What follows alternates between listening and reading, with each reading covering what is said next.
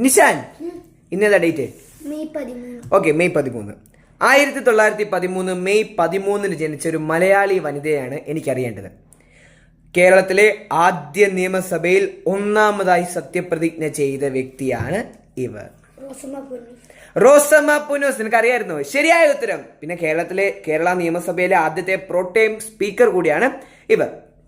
ഇനി ഇവർക്കൊരു സഹോദരിയുണ്ട്, റോസമ്മ പുന്നൂസിന്. ഇവരെ പോലെ തന്നെ വളരെ പ്രശസ്തയായ ഒരു വനിതയാണ്. അവരെ തിരുവിതാംകൂറിന്റെ ഝാൻസി റാണി എന്നാണ് മഹാത്മാഗാന്ധി വിശേഷിപ്പിച്ചത്. ഒരു ചോദ്യം ഒന്ന് തീർക്കട്ടെടാ.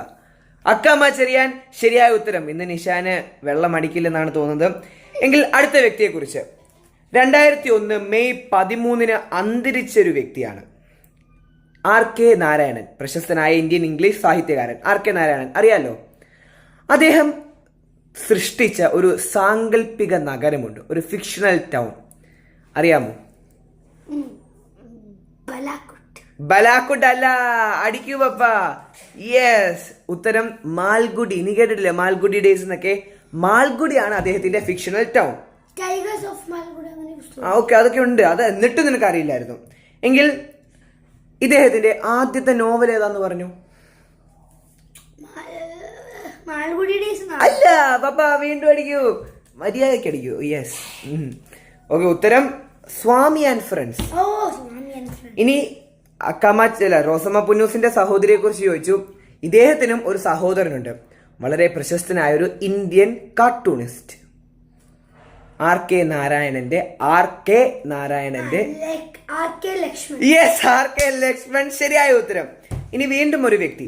1916 ജനിച്ച, മെയ് 13 ജനിച്ച NV കൃഷ്ണവാര്യർ. സാഹിത്യകാരൻ, കവി, സാഹിത്യ ചിന്തകൻ, അങ്ങനെ ഒരുപാട് രീതിയിൽ അദ്ദേഹം പ്രശസ്തനാണ്.